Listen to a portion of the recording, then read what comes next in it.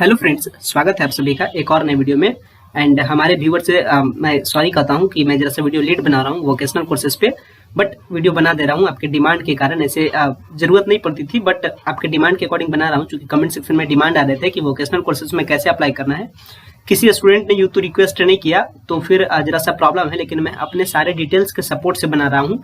यानी कहिए मैं अपना खुद अप्लाई कर रहा हूँ, तो आपके लिए एक सीट कम जाएगा, लेकिन मैं पेमेंट नहीं करूंगा। पेमेंट का प्रोसेस वो सिंपल सा है, और जो भी स्टूडेंट्स का फिर प्रॉब्लम होगा तो फिर बताएंगे। मैं अभी पूरा प्रोसेस आपको कंप्लीटली मेनली जो सारा प्रोसेस है मैं करके दिखा रहा हूँ अपने डिटेल्स के सपोर्ट से। एंड लेटर सपोज मैं साइंस का स्टूडेंट हूँ इन क्लास 12th में, तो आप जानते हैं कि साइंस वाले स्टूडेंट्स के लिए लगभग सारे कोर्सेस ऑफर होते हैं, बट आर्ट्स वाले स्टूडेंट्स के लिए सारे कोर्सेस ऑफर नहीं होते। लाइक BCA आपका नहीं होगा, बायोटेक्नोलॉजी नहीं होगा। इसके लिए कुछ कंडीशंस हैं, तो क्या कुछ कंडीशंस, क्या कुछ उसमें ऑफरिंग करेगा, उसको देख के आपको समझा रहे हैं। तो चलिए प्रोसेस को आगे कर बढ़ाते हैं।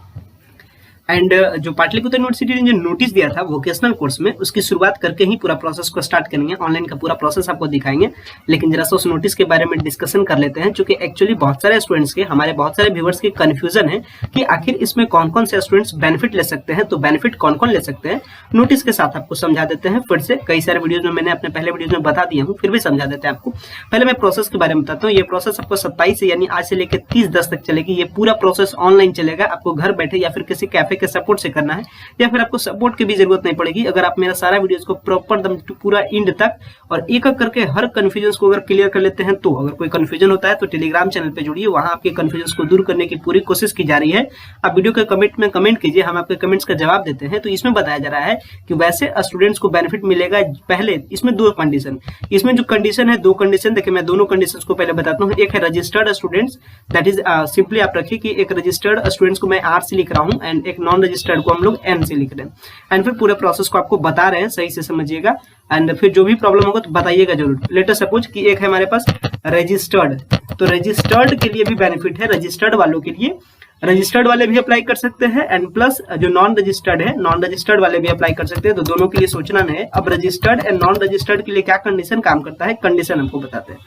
रजिस्टर्ड वालों के बारे में अगर बात की जाए, तो रजिस्टर्ड वाले स्टूडेंट्स में दो कैटेगरी के स्टूडेंट्स हैं। एक तो ऐसे स्टूडेंट जिन्होंने एडमिशन ले लिया लेटर सपोज, एंड एक ऐसे स्टूडेंट्स जिनका यानी अप्लाई किए। रजिस्टर्ड का मतलब होता है अप्लाई किए, नॉन रजिस्टर्ड का मतलब होता है अप्लाई नहीं किए। लेटर सपोज जो स्टूडेंट्स ने अप्लाई किया एंड अप्लाई करने के टाइम में उनको रजिस्टर्ड कहा गया, तो रजिस्टर्ड वालों के लिए दो सिचुएशन, या तो एडमिशन ले लिए या फिर एडमिशन नहीं लिए। एडमिशन नहीं लेने का कोई कारण हो सकता है, कारण के बारे में मैं डिस्कस कर देता हूँ, ताकि किसी भी प्रकार का कंफ्यूजन तो होना नहीं चाहिए। एडमिशन ले लिए हैं तो फिर उनका मन बदल सकता है कि नहीं, हम जैसा बदलना चाह रहे हैं, जो हमको ऑफरिंग मिला है, हम तो एडमिशन जबरदस्ती ले लिए, क्योंकि उसमें स्लाइड अप का प्रोसेस वगैरह कुछ आया नहीं था। तो एक कैटेगरी वाले तो ऐसे स्टूडेंट प्रिपेयर यहाँ से हो जाएंगे, और दूसरा कैटेगरी वाले ऐसे स्टूडेंट्स जो अप्लाई किए थे लेकिन लिस्ट में हो सकता है उनका नाम नहीं आया हो, या फिर हो सकता है कि नाम भी आया बट एडमिशन किसी कारण रह गया हो, या हो सकता है कि अप्लाई करने के टाइम में कुछ फॉल्ट किए हैं, अब उनको डर सा लग रहा था, कंफ्यूजन हो रहा था कि अप्लाई करेंगे तो मतलब एडमिशन ले लेंगे तो फिर सब जगह गलती हो जाएगा। तो किसी भी तरीके से अगर आप एडमिशन नहीं ले पाते हैं, या फिर आप एडमिशन ले लिए हैं और आपका मूड है कि हम उस सब्जेक्ट को चेंज करें, तो आपके लिए अवेलेबल है ये प्रोसेस, वोकेशनल कोर्स वाला प्रोसेस। अब बात करते हैं नॉन रजिस्टर्ड वाले स्टूडेंट्स। नॉन रजिस्टर्ड वालों का सीधा सा मतलब होता है कि अगर आपने रजिस्ट्रेशन यूनिवर्सिटी के पोर्टल पे रिगार्डिंग द वोकेशनल कोर्सेज के लिए आपने अप्लाई नहीं किया, तो आपके लिए भी अपॉर्चुनिटीज है। आप शुरू से इनिशिएटिव से स्टार्ट कीजिए और पूरे प्रोसेस को कंप्लीट कीजिए। अंतर यहाँ पे दो तरीके से हो जाएगा। रजिस्टर्ड वालों के लिए अंतर इस तरीके से काम करेगा कि रजिस्टर्ड वालों के पास लॉगिन आईडी एंड पासवर्ड होगा, तो वो लॉगिन आईडी एंड पासवर्ड को फिलअप करके अपने मेनली जो स्टूडेंट्स हैं, जो यानी जो एडमिशन ले चुके हैं या फिर जो एडमिशन नहीं लिए हैं, उनको काम यही करना है कि किसी भी प्रकार का फॉल्ट हो तो लॉगिन आईडी से लॉगिन होकर के आप अपने फॉल्ट को सुधार लीजिए, या फिर आप फिर से चॉइस को फिल कर दीजिए, यानी वो कहलाता है रीचॉइस। जिनका एडमिशन हो गया है वो भी रीचॉइस अभी कर सकते हैं, लेकिन रीचॉइस करने के बाद अगर उनका अलॉटमेंट आता है और अगर उनका मूड हो जाता है कि नहीं हम इसमें एडमिशन लेंगे, देन फिर आपको अपना पुराना वाला एडमिशन कैंसिल कराना पड़ता है। लेकिन जब आपका नया में आ जाता है नाम, तो आप कैंसिल कराइए, नहीं तो आपको कैंसिल कराने की आवश्यकता नहीं है, आपका पुराना वाला एडमिशन सेफ रहता है। ये सारा प्रोसेस हो गया रजिस्टर्ड वालों के लिए। तो अभी मैं सारी प्रक्रिया बता रहा हूँ नॉन रजिस्टर्ड वालों के लिए। एंड रजिस्टर्ड वालों के, अगर रजिस्टर्ड वालों को कोई एक स्टूडेंट्स आईडी एंड पासवर्ड को शेयर करते हैं, तो फिर मैं आपको प्रोसेस बता दूंगा कि रीचॉइस कैसे करना है, कैसे आपको करेक्शन करना है रजिस्टर्ड वालों के लिए। तो रजिस्टर्ड वाले स्टूडेंट से रिक्वेस्ट होगा कि काइंडली टेलीग्राम पे जुड़ करके हमसे पर्सनली कॉन्टेक्ट करके उसमें से आप अपना लॉगिन आईडी एंड पासवर्ड को शेयर कीजिए। हम आपके लिए पूरे प्लानिंग के साथ हम आपको फिलअप कर देंगे आपका रीचॉइस। याद रखना है कि चॉइसेस भरने के टाइम में बहुत ही सोच समझ के चॉइस भरना है, क्योंकि जिस कॉलेज का जितना ज्यादा डिमांड है है उसमें प्रोबेबिलिटी आपके जितना उतना ही कम है। तो अगर आपके मार्क्स हाई है then you can apply in that college and अपना लिस्ट में आप लिस्टिंग में जरूर मैक्सिमम कॉलेज रखने की कोशिश कीजिए ताकि आपका एडमिशन 100% हो जाए। चलिए पूरे रजिस्ट्रेशन प्रोसेस को शुरू से लेकर लास्ट तक के पूरे प्रोसेस को फिनिश करते हैं ताकि आपको जरा सा भी कंफ्यूजन नहीं होना चाहिए। इसके लिए पुनः मैं बैक लेता हूं इसके ऑफिशियल वेबसाइट पे एंड लेटेस्ट सपोज फिर से स्टार्ट करता हूं शुरू से। एंड आपको यहाँ पे आ जाना है पाटलिपुत्रा के ऑफिशियल वेबसाइट पे एंड पाटलिपुत्रा के ऑफिशियल वेबसाइट पे जब आप विजिट करते हैं देन आपको यहाँ पे आपको इस तरीके से सेक्शन मिलता है। यहाँ आपको जाना है एडमिशन एंड पोर्टल वाले सेक्शन में। यहाँ पे देखिए हाथ दिखा रहा आपको होगा, एडमिशन एंड पोर्टल वाले सेक्शन पे पहुंचते हैं देन आपको यहाँ जाना है UG vocational admission application that is BBA, BCA, BBM, BSc, IT and biotech. यहाँ पे जो भी सारे कोर्सेस इसमें अवेलेबल है वो आपको दिख जाएंगे। Bachelor in business administration, bachelor in computer application, bachelor in business management यानी bachelor in science in IT faculty में, और बायोटेक्नोलॉजी इसमें सॉरी है इसमें कि bachelor in mass and communication and journalism वगैरह में सीट नहीं है, इसके पास कोर्सेस अवेलेबल नहीं है। तो जो सारे कोर्सेस अवेलेबल नहीं है वो आपको यहाँ पे प्रॉपर्ली दिख जाता होगा। यहाँ जो एप्लीकेंट लॉगिन वगैरह है ये आपके रेगुलर कोर्सेज के लिए यानी ट्रेडिशनल कोर्सेज के लिए like BA, BSc, BCom and ये जो सेक्शन बनाया गया ये है आपका वोकेशनल कोर्सेज के लिए। इस पे जब मैं क्लिक करता हूँ तो फिर ये तुरंत कुछ डिटेल्स मांगने के लिए तैयार हो जाता है एंड डिटेल्स में याद रखिएगा कि यदि अभी यहाँ देखिए आपको बताया जाता है अभ्यर्थी अपनी प्रोफाइल में इन विवरण को संपादित कर सकते हैं जिसमें आपका फादर का नेम, मदर का नाम, रिलीजन, कैटेगरी, सब category, minority, economically weaker certificate. मैंने आपको अभी तुरंत इसके पहले वीडियो बनाया है जनरल कैंडिडेट वाले स्टूडेंट्स बहुत ही ध्यान से अपना बेनिफिट उठाइएगा कि अगर आप EWS का ऑप्शन नहीं डालिएगा तो फिर आपके प्रोबेबिलिटीज बहुत कम है कि आपका नाम आए, चूंकि परसेंटेज का रेट हाई जा सकता है देन आपको फिर बेनिफिट नहीं मिलेगा। SC, ST, BC, EBC सबके लिए सरकार ने रिजर्वेशन की पॉलिसी को अडॉप्ट करके रखी है, तो आपके लिए भी रिजर्वेशंस के पॉलिसी को अडॉप्ट करके रखी है। मैंने उसके रिगार्डिंग आपको वीडियो भी दे दिया है, तो वीडियो को देख लीजिए ध्यान से कैसे आपको EWS का सर्टिफिकेट बनता है। आप उसको अप्लाई करके अपना रिसीविंग से ही अभी काम चलाइए और जिस टाइम आपका एडमिशन होगा उस टाइम तक आपके हाथ में डॉक्यूमेंट आ जाएगा, या डॉक्यूमेंट नहीं भी आएगा तो भी वहां पे आप रिसीविंग को सबमिट कीजिएगा एंड वहां पे एक लेटर लिख दीजिएगा कि सर मैं काइंडली सबमिट कर दूंगा अपने EWS सर्टिफिकेट को विद इन इतने डेज में, मैं अभी देखिए रिसीविंग आपको सबमिट कर दे रहा हूँ। इस प्रकार से आपके रिक्वेस्ट को एक्सेप्ट कर लिया जाता है ताकि आपको भी EWS का बेनिफिट मिल सके और आप भी इस एडमिशन के प्रोसेस में अपना एक सीट ले सके और एक अच्छे सीट ले सके, चूंकि EWS में परसेंटेज का रेट लगभग EBC के लगभग बराबर होता है और EWS का सर्टिफिकेट का परसेंटेज लगभग आई थिंक 12 से 18% का परसेंटेज होता है जो कि काम करता है EBC वाले परसेंटेज में। इसका बेनिफिट यह भी हो सकता है कि लेटेस्ट सपोज मान लीजिए कि अगर आपको EWS की जरूरत नहीं है तो फिर आपको अनरिजर्व्ड कोटा से सीट मिलेगा एंड अगर आपको जरूरत पड़ जाता है आपके परसेंटेज के अकॉर्डिंग, आपके चॉइस के अकॉर्डिंग, तो फिर आपको EWS वाले कोटा में सेटल कर दिया जाएगा। तो EWS वालों के लिए बहुत ज्यादा बेनिफिट है, उसके लिए मैं वीडियो बना दिया हूं, तो पिछला वीडियो देख करके आप भी अप्लाई कर लीजिए फटाफट। और जो भी प्रॉब्लम होता है आप उस वीडियो को कमेंट में बताइए, हम आपके सारे प्रॉब्लम को सॉल्व करेंगे। अगर दूसरे डॉक्यूमेंट के बारे में बात की जाए तो आपका मूल निवास राज्य प्रमाण पत्र यानी जिसको कहते हैं डोमिसाइल सर्टिफिकेट या फिर आप कह सकते हैं रेसिडेंशियल सर्टिफिकेट, उसका आपका प्रमाण पत्र का निवास प्रमाण पत्र की संख्या होनी चाहिए। अगर नहीं है तो भी कोई बात नहीं है, आपका आधार नंबर, आपका परमानेंट एड्रेस, आपका कोरेस्पोंडेंस एड्रेस, आपने क्या इंटरमीडिएट एंड हाई स्कूल में अपने मार्क्स को एग्रीगेट किया वो सारा डिटेल आपका चाहिए। आपका कॉलेज वाइज मार्क्स चाहिए यानी सब्जेक्ट वाइज मार्क्स चाहिए एंड आपका कॉलेज एंड कोर्स, ये सारे 15 डिटेल्स है जिसको आपको फिलअप करना होता है पूरे प्रोसेस में। तो चलिए पूरे प्रोसेस को कंप्लीट करने के लिए कंटिन्यू टू फॉर्म पे क्लिक करते हैं एंड आपको सबसे पहले पूछता है क्लास 12th की डिटेल, तो बोर्ड का नाम देना है। लेटेस्ट सपोज मैं कंप्लीट किया था बिहार स्कूल एग्जामिनेशन बोर्ड से, आपका 12th का पासिंग ईयर जो भी आपका पासिंग ईयर, लेटेस्ट सपोज मैंने पास किया था 2019 में, जो भी आपका डिटेल हो सारा फटाफट डिटेल भर के हम प्रोसीड टू फॉर्म पे आगे पे करते हैं। कुछ प्राइवेसी के कारण कुछ डिटेल्स को हाइड भी कर सकता हूं, then you can manage this, but वैसा कोई डिटेल अभी यहाँ पे है ना जिसको मैं हाइड करूं। तो अभी चलिए पूरा ये डिटेल वगैरह भर के आगे की ओर प्रोसीड टू फॉर्म पे क्लिक करके फिर आपको आगे की ओर दिखाते हैं। सो गाइज यहाँ पे हमने अपना बोर्ड को सिलेक्ट कर लिया, यहाँ पे अपना पासिंग ईयर, इसके बाद आपका रोल कोड एंड आपका roll number, roll code, roll number class 12 का। एंड ध्यान रखिएगा कि कुछ भी गलती नहीं कीजिएगा, क्योंकि इसके बाद करेक्शन का आपको देगा या नहीं देगा इसके बारे में कोई भी पता नहीं है। मैक्सिमम चांसेस है कि आपको करेक्शन के लिए इसके बाद ऑफर नहीं किया जाएगा, देन आप ध्यान से भरिएगा, कुछ भी डिटेल को गलत होने नहीं दीजिएगा।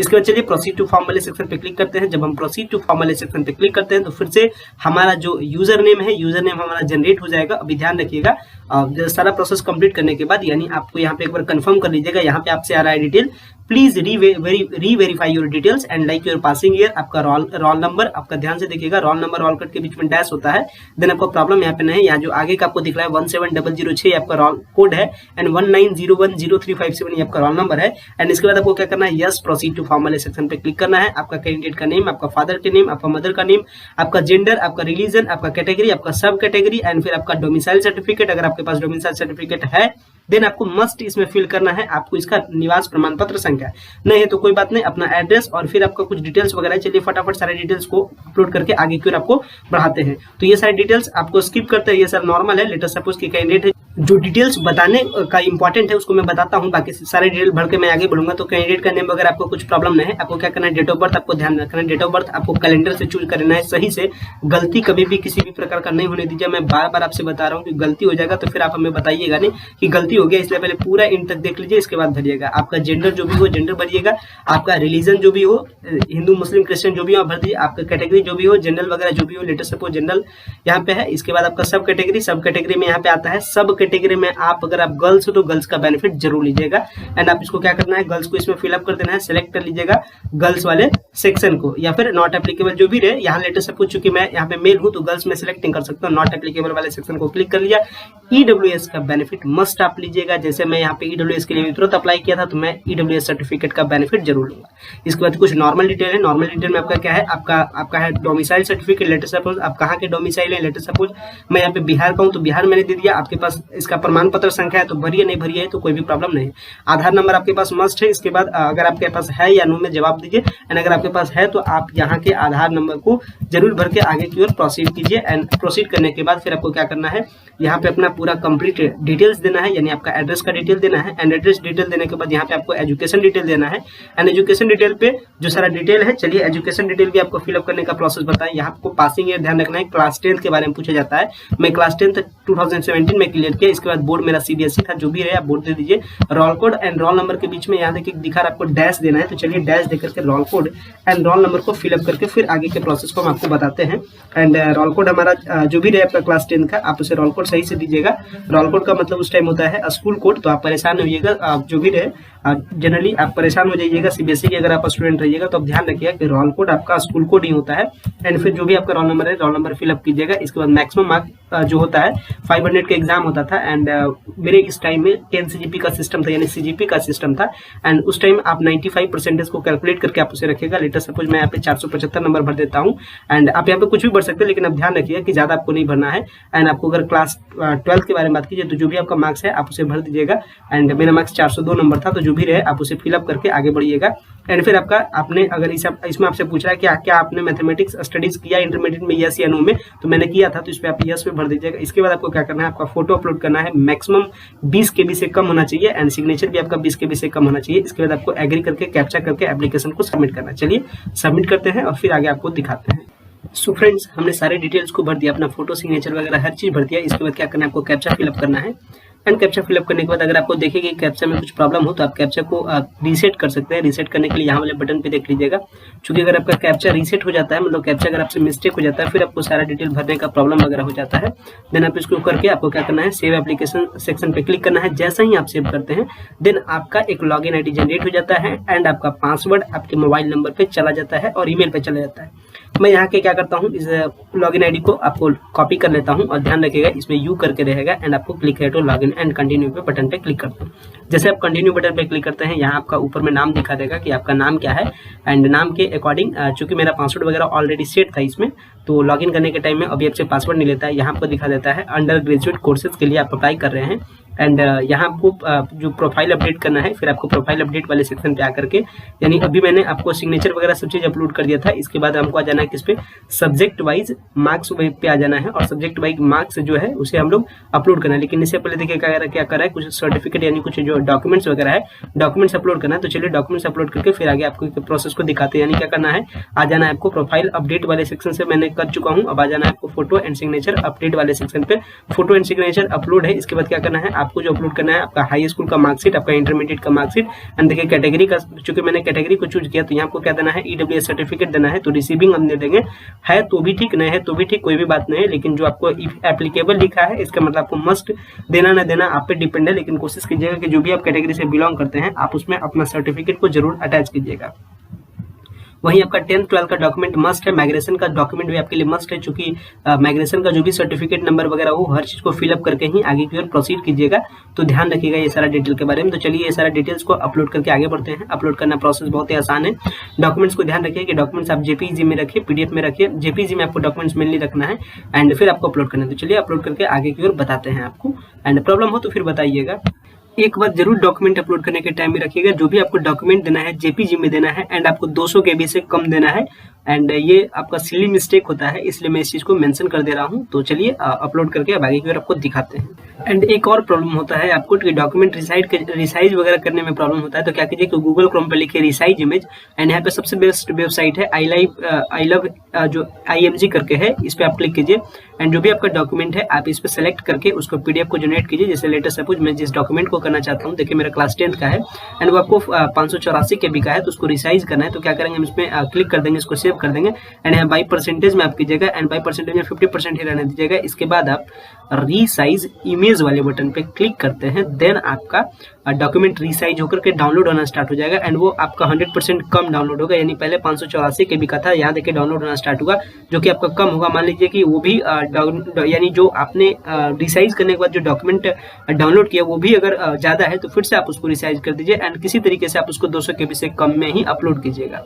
एंड एक बात का ध्यान रखिएगा गाइस कि अगर आपके पास माइग्रेशन सर्टिफिकेट नहीं हो तो आप अपना क्लास 12th वाला ही सर्टिफिकेट लगा दीजिएगा। चूंकि मेरा माइग्रेशन ऑलरेडी यूनिवर्सिटी में रजिस्टर्ड हो गया है, जैसा कि आप जानते हैं कि मैं ऑलरेडी एडमिटेड हूँ पटना यूनिवर्सिटी के पटना साइंस कॉलेज में। तो फिर तो मैं अभी आपको खाली प्रोसेस बता रहा हूँ एंड आपका माइग्रेशन सर्टिफिकेट जो भी नंबर हो आप उसे दे दीजिएगा, आपके माइग्रेशन सर्टिफिकेट पे रहेगा एंड उसका डेट भी आप फिलअप कर दीजिएगा। चलिए वो भी आपको करके दिखा देते। सो सारी डिटेल्स को अपलोड कर दिया हूँ। साथ में बता दूं कि अगर CBSE वाले स्टूडेंट्स के पास नहीं होता है तो फिर वो डिजी लॉकर वाले डाउनलोड करके उसको अपलोड कर देंगे। EWS का जो सर्टिफिकेट का जो रिसीविंग है उसको लगा करके क्या करना है, लगाइए या नहीं लगाइए उसे डिफिकल्ट नहीं पड़ेगा। लेकिन अगर आप रिजर्वेशन का बेनिफिट लेते हैं तो आपको लगाना है। EWS सर्टिफिकेट भी आपको लगाइएगा जरूर, आपका का भले ही आप रिसीविंग लगा दीजिए। इसके बाद क्या करना है, upload files and continue button पे क्लिक करके आगे की ओर बढ़ जाना। यहाँ देखिए EWS को मैंने चूज किया था और EWS सर्टिफिकेट मैंने नहीं लगाया, तो यहाँ देखिए बता रहा है आपको EWS certificate has not been uploaded. तो अगर आप किसी भी कैटेगरी रिजर्वेशन का बेनिफिट लेते हैं तो ये आपका मस्ट है कि आपको उस डॉक्यूमेंट्स को अपलोड करना है। चलिए EWS को भी अपलोड कर देते हैं, उसमें क्या प्रॉब्लम है।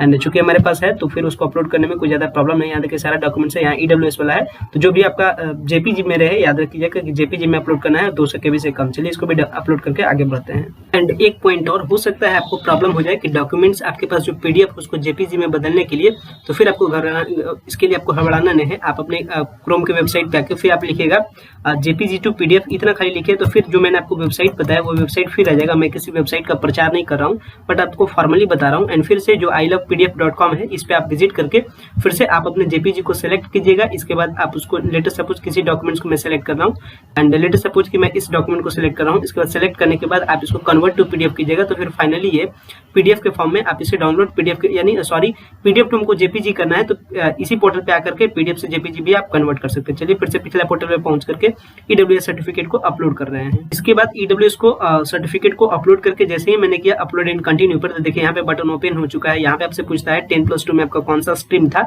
एंड जो आप स्ट्रीम भरिएगा उसी स्ट्रीम के अकॉर्डिंग आपके ऑफर आएंगे। तो ध्यान से समझिएगा, अपने मन से कुछ भी नहीं बदल लीजिएगा। मैंने साइंस से कंप्लीट किया था, साइंस बढ़ दिया। इसके बाद जो आपका टोटल मार्क्स है, यहाँ देखिए आपका मार्क्स दिखा देगा 402 मेरा टोटल मार्क्स है। यहाँ पे टोटल यहाँ पे मेरा मार्क्स ऑब्टेन्ड है, यहाँ पे टोटल मार्क्स है। एंड जो भी आपका सब्जेक्ट हो सब्जेक्ट भरिएगा सही से। जो भी आप यहाँ पे मार्क्स भरेंगे, जैसे मान लीजिए 402 आप मेरा मार्क्स है टोटल, तो यहाँ पे सब्जेक्ट में अटैच करने पे वो टोटल मार्क्स मैच कर जाना चाहिए। चलिए इसके बाद आप क्या करना है, आपको सेव एंड कंटिन्यू पे करना है और इसके बाद आपको ऑफरिंग जो चूज करना है कि कौन सा कोर्स आगे लेकर पढ़ना है, यानी वोकेशनल कोर्स में किस कोर्स का सिलेक्शन करना है उसको हमको कंप्लीट करना है। तो चलिए सेव एंड कंटिन्यू करके फिर आगे की ओर आपको बढ़कर दिखाते हैं। एंड बट चूजिंग के टाइम में यहाँ ध्यान रखिए कि यहाँ पे सारे कोर्सेस मतलब ओपन होते हैं। जैसे जो 50 नंबर का हिंदी है, 50 नंबर का इंग्लिश है वो भी आता है। जैसे 50 नंबर का इंग्लिश MB अल्टरनेट इंग्लिश करके आता है एंड 50 नंबर का हिंदी NRB हिंदी करके आता है। तो फिर आप ध्यान रखिएगा, सब चीज यहाँ पे ऑप्शन है, अपने मन से कुछ भी डिस्टर्ब नहीं कीजिएगा। यहाँ पे सारे ऑप्शन रेडी मोड में है, तो आप इसे सही से प्रिपेयर कीजिएगा। जो भी आप सब्जेक्ट चूज करते हैं वहाँ पे आपको मैक्स मार्क्स आपको दी जाएगा। यहाँ पे आपने जो मार्क्स ऑब्टेन किया उसे फिलअप कीजिएगा। एंड प्लीज अगर आपका कोई ऑप्शनल सब्जेक्ट हो तो ऑप्शनल सब्जेक्ट भी जरूर दीजिएगा, क्योंकि ये आपको बेनिफिट बहुत ही ज्यादा पहुंचाता है। मैं इसे कई अपने सेशन में देख चुका हूँ, कई सारे स्टूडेंट्स का मैंने अप्लाई भी कर चुका हूँ। क्योंकि मैं आपको बता दूं कि मेरा कैफे का भी दुकान है, बट यहाँ नहीं, वो मेरे भैया वगैरह चलाते हैं, तो फिर मुझे सारा डिटेल पता है। तो आप इस बात का ध्यान रखिएगा कि आप इसका बेनिफिट जरूर लीजिएगा एंड जो भी मार्क्स वगैरह ऑब्टेन्ड हो आप इसमें सही से भरिएगा, फॉल्ट कभी नहीं कीजिएगा। तो चलिए इसको भर के फिर आगे बढ़ाते हैं। तो जैसे ही सेव एंड कंटिन्यू बटन पे किए तो फिर आपको लेके चला आएगा आपको सब्जेक्ट चूज वाला फैसिलिटी पे। एंड यहाँ पे आपके लिए जो भी सारा कोर्स अवेलेबल होगा यहाँ पे देखिए दिखा देगा। मेरे लिए साइंस फैकल्टी के लिए हर प्रकार का कोर्स अवेलेबल है, like BA SPM BBA BBM BCA BEWS BSc IT। And मैं अभी आपको 3-4 कोर्स ले लेता हूँ ताकि मेरा सिलेक्शन हो जाए, बट चूंकि मुझे सबमिट नहीं करना है, बट खाली फॉर्मेलिटीज दिखा रहा हूँ, पेमेंट करने तक आपको दिखाऊंगा। लेटेस्ट सपोज मैंने BSc IT ले लिया और मेरा परसेंटेज आपने देखा कि परसेंटेज मेरा 80 प्लस है, देन उसके अकॉर्डिंग जो भी कॉलेज, देन ये तो कंफर्म है कि अलॉटमेंट हो जाएगा, परसेंटेज पे डिपेंड करता है। तो परसेंटेज 80% आपका है तो आप सेफ जोन में है, या 100% सिक्योर है। तो यहाँ पे आपको डिग्री देना है, यहाँ पे आपको कोर्स का टाइप देना है। जैसे BSc IT लिया तो इन्फॉर्मेशन टेक्नोलॉजी का पार्ट है, डिस्ट्रिक्ट दे दिया। कॉलेज जो भी सारे कॉलेज में कोर्स अवेलेबल होगा आपको दिखा देगा। मैंने AN कॉलेज ले लिया, लेटेस्ट सपोज फर्स्ट फैकल्टी में। इसके बाद आपको ऐड करना है, मिनिमम आपको 5 देना है, ध्यान रखिए। तो फिर BSc IT में मैं दूसरा कॉलेज ले लेता हूँ जिसमें कोर्स अवेलेबल है, कॉलेज ऑफ कॉमर्स में ले लेता हूँ। इसके बाद फिर से ऐड करता हूँ एंड इसके बाद लेटेस्ट सपोज मैं ले लेता हूँ BD कॉलेज पटना एंड फिर मैं चूज करता हूँ एंड फिर इसके बाद मैं लेता हूँ BS कॉलेज। मैक्सिमम ऑप्शन रखिएगा अपने पास ताकि किसी भी प्रकार का प्रॉब्लम ना हो और आपका एडमिशन 100% कंफर्म हो। और फिर दूसरे फैकल्टी में एंट्री कर रहा हूँ, लेटेस्ट सपोज मैं BCA कर रहा हूँ। BCA means bachelor in computer application. जो भी आपका क्राइटेरिया के अकॉर्डिंग अवेलेबल होगा वही शो होगा। लाइक आर्ट्स वाले पेपर स्टूडेंट्स के लिए BCA अवेलेबल नहीं होगा, तो आप ध्यान रखिएगा। इसके बाद फिर से मैं चूज कर लिया एंड फिर से 3-4-5 ऑप्शन रख लेता हूँ ताकि किसी भी प्रकार का प्रॉब्लम ना हो। और जिस कॉलेज में होगा वो आपको लिस्ट ऑलरेडी यहाँ दिखा देगा। अगर कोई आपको कॉलेज नहीं मिलता है तो आप परेशान नहीं होइएगा कि आपके लिए स्पेसिफिक नहीं दिखा रहा है। वो मतलब वो डिपेंड करता है डायरेक्टली आपके परसेंटेज पे नहीं, सॉरी, वो डायरेक्टली डिपेंड करता है आपके पिछले कोर्स पे। एंड BCA भी मैंने चूज कर लिया, अब मैं BBA चूज कर लेता हूँ। जितना आपको ऑप्शन है चूज कर लीजिए, खाली एटलीस्ट का ध्यान रखिएगा। जो भी देखिए जहाँ कोर्स होगा, देखिए BBA का जो कोर्स है अवेलेबल है वो TPS कॉलेज पटना में है, तो उसके लिए मैंने सेलेक्ट कर दिया। एंड फिर मुझे BBM भी ले लेना है, तो BBM को मैंने अवेलेबल किया। तो यहाँ हमको पता चला BBM सब कॉलेज में है, AN कॉलेज में भी है, तो मैंने AN कॉलेज ले लिया। याद रखिएगा कि BBA यानी बिजनेस एडमिनिस्ट्रेशन TPS कॉलेज में खाली है। तो फिर अगर आपको ऑप्शन शो नहीं करता है तो आप परेशान नहीं होइएगा। मैं यहाँ पे पूरा देखिए बहुत सारे कॉलेज का लिस्टिंग मैंने कर लिया हूँ और लिस्टिंग करने के बाद पूरा मैंने अपने सुटेबल लिस्ट के अकॉर्डिंग पूरा प्रिपरेशन कर लिया हूँ। तो पूरा प्रिपरेशन आप ध्यान से कीजिएगा एंड जो भी अगर आपको अपडेट वगैरह करना रहे तो इसको रिमूव कर दीजिएगा एंड आप इसको अपडेट कर सकते हैं लास्ट डेट तक लॉग इन करके। इस बात का ध्यान रखिएगा।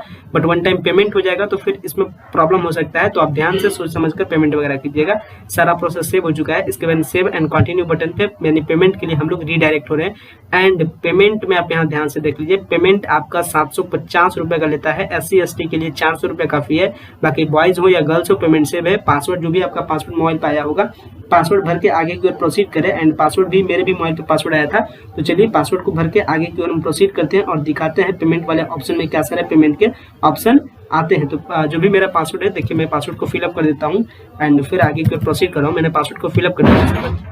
इसके बाद प्रोसीड टू पेमेंट वाले बटन पे क्लिक किया तो कैश फ्री ऑनलाइन पेमेंट का ऑप्शन है। देखिए 850 रुपए का टोटल पेमेंट लग रहा है। यहाँ प्लेटफॉर्म फी वगैरह है, ये तो पूरा ज्यादा फी है। इसके बाद आप सबसे सिंपल सा प्रोसेस है, UPI से आप पेमेंट कीजिए।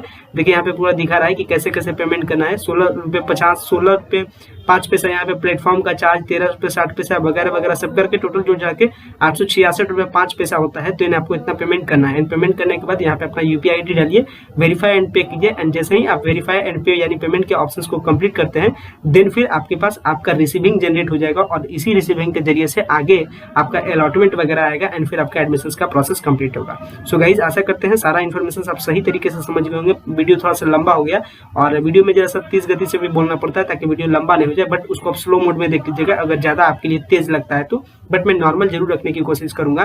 तो इन पूरे प्रॉब्लम को फिलअप वगैरह यानी पूरे फॉर्म वगैरह को फिलअप करने में कहीं भी आपको प्रॉब्लम, कहीं भी कुछ भी प्रॉब्लम होता है, देन आप उसे कमेंट सेक्शन में बताइएगा। और मैंने अभी नॉन रजिस्टर्ड वाले स्टूडेंट्स को कैसे प्रोसेस कंप्लीट करना है इसके बारे में बताया। और स्टूडेंट्स का डिमांड यानी स्टूडेंट्स अगर login ID and password share करते तो फिर रीचॉइस वाला भी वीडियो मैं आपको दूंगा। प्लस आपको 31 अक्टूबर से जो रेगुलर कोर्सेज के लिए रजिस्टर्ड नॉन रजिस्टर्ड सबके लिए अप्लाई करने का प्रोसेस आएगा, उसको भी मैं बताऊंगा। अभी मैं ये सारा प्रोसेस वोकेशनल कोर्स के लिए कंप्लीट किया।